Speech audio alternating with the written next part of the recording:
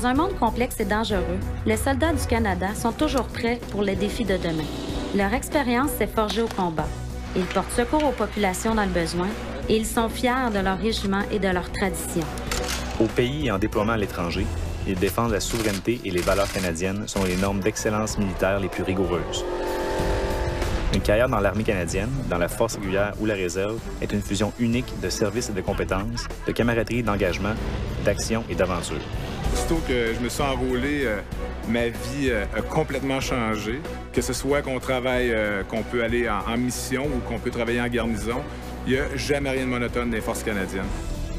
En fait, les Forces canadiennes, ça permet d'avoir une carrière qui est très différente de n'importe quoi qu'on ferait ailleurs. Ça nous permet de rencontrer plein de gens, de voyager à travers le Canada et outre-mer, de servir le pays. Voici comment débute une carrière dans l'armée. Après la formation de base, les nouvelles recrues et les nouveaux officiers entreprennent la formation propre à leur métier dans un des centres d'instruction spécialisés des Forces canadiennes. Les armes de combat comptent des écoles à Valcartier, au Québec, à Wainwright, en Alberta, et à Meaford, en Ontario. Il y a aussi le centre d'instruction au combat à Gagetown, au Nouveau-Brunswick. Les membres de la branche des communications et de l'électronique vont à Kingston, en Ontario, pour leurs cours spécialisés, où ils apprennent à utiliser des outils qui font circuler l'information dans une armée moderne et mobile. Les soldats qui veulent devenir policiers militaires, qui optent pour un métier de soutien comme la logistique ou du domaine médical ou du renseignement, font leur instruction professionnelle à Borden, en Ontario.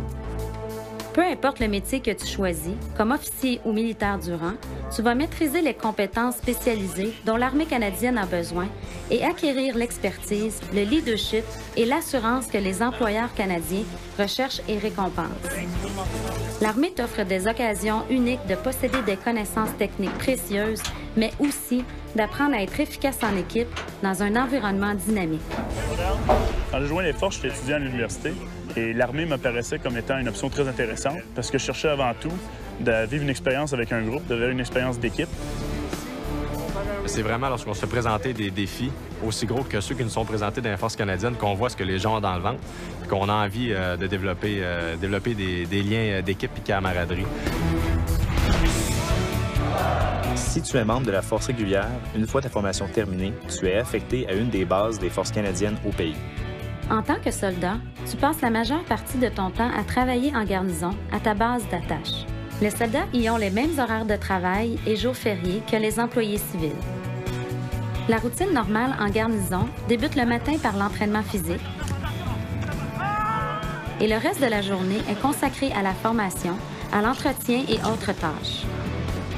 Quant aux officiers, ils consacrent leur temps en garnison à la planification, à la supervision de l'entraînement, à la préparation des opérations en campagne et à effectuer leurs tâches administratives et de gestion. Je vois beaucoup mon objectif comme d'être capable d'entraîner mes troupes et puis de les rendre prêtes aux tâches qu'on va me demander. Moi, mon succès, je le vois et puis je vois que j'ai réussi quand je vois que mes troupes sont entraînées, quand je vois que je leur demande une tâche puis que c'est exécuté dans les délais qu'on s'est entraîné pour le faire. De pouvoir prendre un groupe de soldats très jeunes et capable de les entraîner, de les motiver puis de les faire se développer là, pour pouvoir former une équipe qui est vraiment efficace sur le terrain. C'est vraiment quelque chose qui est intéressant. Après leur instruction de métier, les membres de la force de réserve retournent à leur unité d'appartenance pour de la formation additionnelle et du perfectionnement professionnel. Mais la vie en garnison n'est qu'un des aspects de l'expérience militaire. Un déploiement peut être une expérience intense et soutenue, en territoire isolé et dans des conditions extrêmes. Mais les déploiements internationaux comptent parmi les missions les plus importantes de notre armée moderne. On assure la protection des populations locales, on fait du déminage, on apporte une aide humanitaire et on coopère étroitement avec les villageois et les autorités scolaires. Ces missions durent environ 6 mois et les soldats ont hâte d'y participer, car elles sont la raison d'être de notre entraînement et de notre préparation. L'aspect le plus trippant pour moi, c'est aller en opération. Tous les exercices qu'on fait dans l'année, quand on sort du bureau, qu'on va dans le champ, qu'on va sur les champs de tir, qu'on pratique les convois. On s'entraîne une très grande partie de notre vie militaire, justement pour quelques déploiements qu'on va faire. C'est sûr, une situation de conflit, c'est jamais souhaitable, mais ce qui est souhaitable, par exemple, c'est la différence qu'on peut faire en allant aider et en faisant du mieux de nos capacités. Moi, ce que j'aime le plus, c'est quand je suis en mission ou quand je suis allé aux inondations, le verglas, c'est toutes des choses que je suis à mon meilleur parce que c'est pour le vrai. C'est le fun de l'entraînement. Pratiquer, c'est très important, mais c'est le fun aussi de l'appliquer pour vrai en situation réelle. Quand ton unité participe à un exercice ou est déployée à l'étranger, la mission passe avant le confort. Les soldats sont installés dans des camps, dans des abris modulaires comme ceux-ci, et prennent les repas en commun dans une cuisine de campagne. Certaines unités sont affectées à la patrouille, ce qui peut les entraîner loin de leur campement pendant des jours et signifie voyager, travailler, manger et dormir sur le terrain. Au camp, dans la mesure du possible, le courriel et le téléphone nous relient chaque jour avec nos familles et nos amis. Et en prime, on ne paye aucun impôt sur le revenu lorsqu'on est déployé dans certaines parties du monde et c'est l'armée qui paye le gîte et les repas.